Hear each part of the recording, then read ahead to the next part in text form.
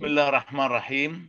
This is a presentation entitled Pitfalls in Halal Standard. Question is, how important is real halal to you? My name is Dr. Hani Mansour Al-Mazeedi, and I am from Kuwait. I represent the International Halal Awareness Program. This is the title in Arabic. Consumers have the right to know, and consumers are deliberately made not to know. Think about this statement. The scope of this presentation is this presentation focuses on halal standards with emphasis on the excuses that halal standards use in some of their clauses that definitely will allow non-halal practices and non-halal ingredients to penetrate under legal frames into Muslim market.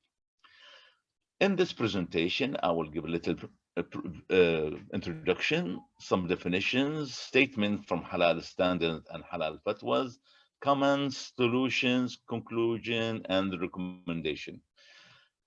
Halal standards are references, the law, the criteria that differentiate between what is acceptable from what is not acceptable in any halal trade.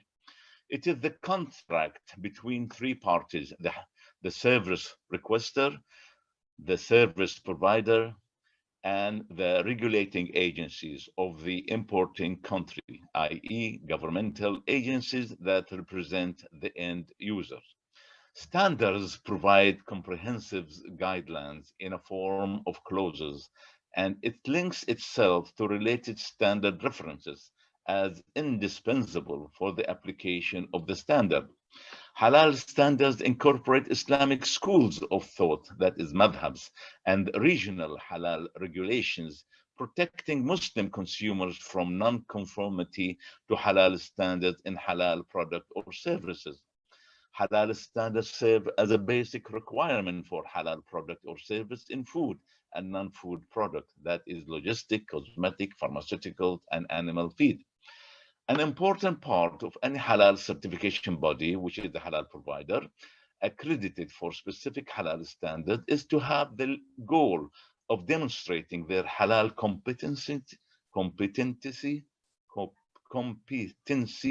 impartiality, independence, and the unnecessary need for confirmation of the halal process with a third party. Halal fatwas and halal standard, or so-called halal, have few pitfalls in their clauses, and this is mainly found under hidden excuses. An example of the excuses that one may find in halal fatwas and halal standards are expedients, not recommended, if necessary, small amount, negligible amount, and synthetic. The main reason for these pitfalls are the lack of scientific or religious knowledge on debatable issues such as Ahlul Kitab, which are the people of the book, stunning prior or after slaughtering, mechanical slaughtering, istihala, that is the conversion of the core najis substance, alcohol, and many other more. Halal standards must be reviewed and amended to suit all madhab. Halal standards that are based on only one madhab is a weak standard and will serve in most cases non-halal practices of the industry, and few examples will be listed. Definitions. Ahlul Kitab is an Islamic term referred to the Jews, Christian, or the Unitarian Christian. Ahlul Kitab, as referred to the Quran, are the Torah. Ahlul Kitab scriptures, as referred to the Quran, are the Torah and the Gospels. The issue of Ahlul Kitab statement related to the religion of the slaughterman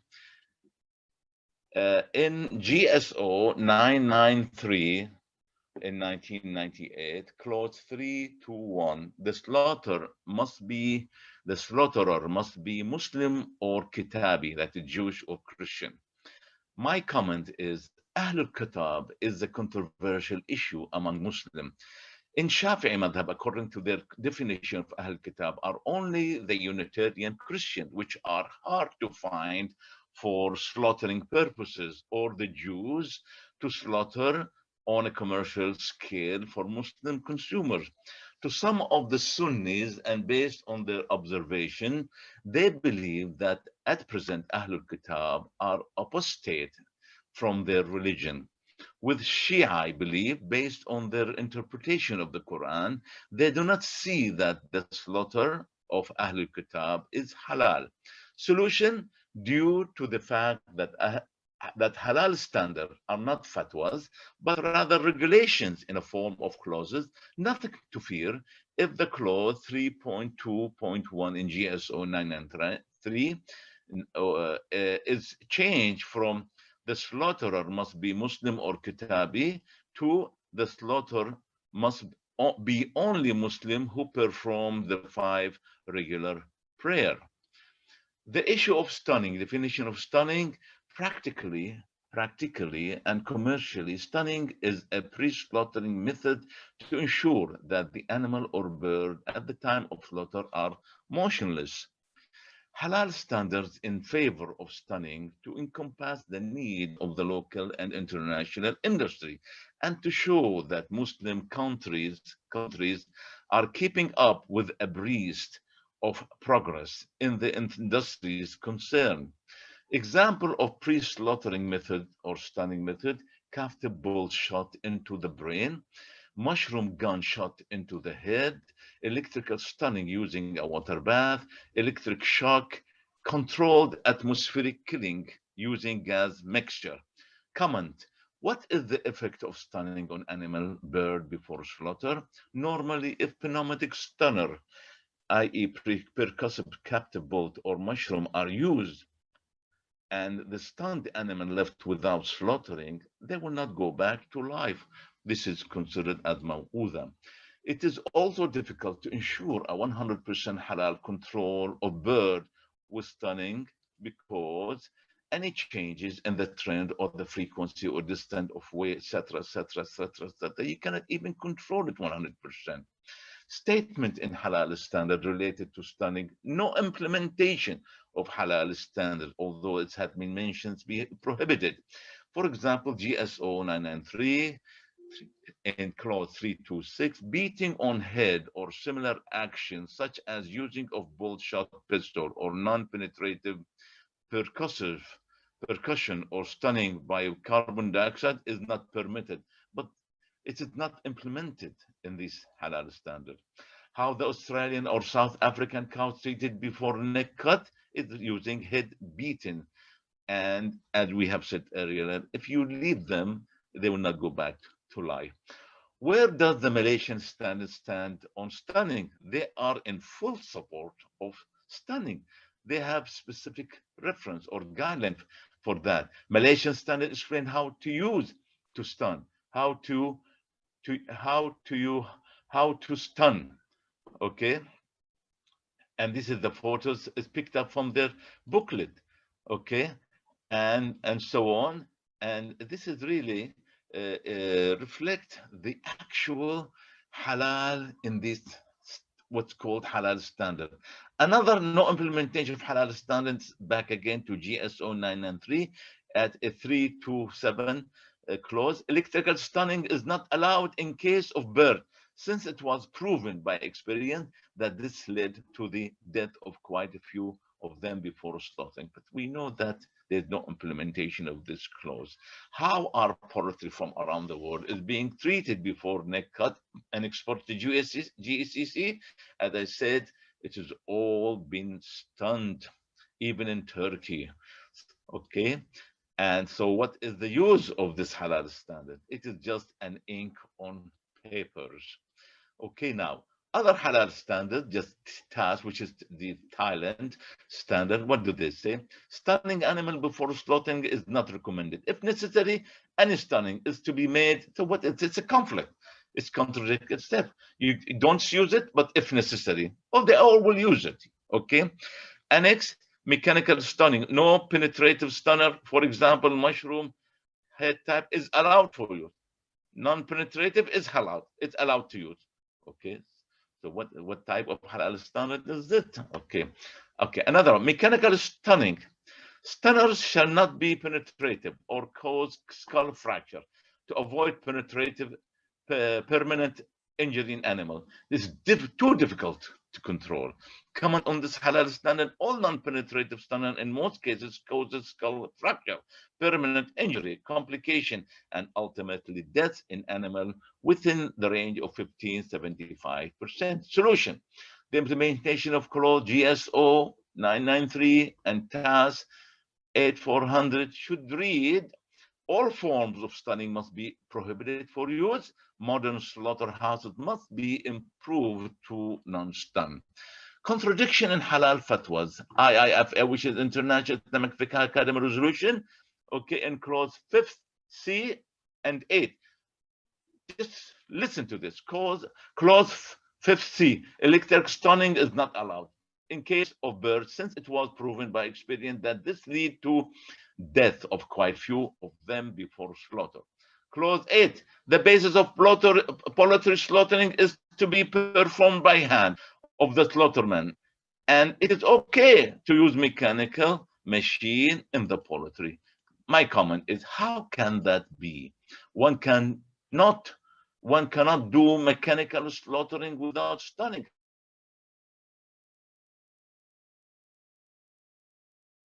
How can that be? Okay, clause 8 contradict clause 5th. Okay, clause 8 contradict clause 5th, and this proves the following: mechanical slaughtering by this standard is prohibited, and all stunning of bird are allowed where it said in clause 5th not allowed. That is, the individual who formulated the standard are ignorant. That proves they're ignorant.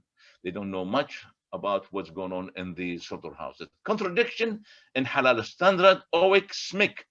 Okay, the same thing. Shall be prohibited, however. Shall be prohibited, however. Okay, so we can see all of these slaughtering standards are, they copy from one another, and they just prohibit and then allowed. Okay, so in comment, never ever want any entity.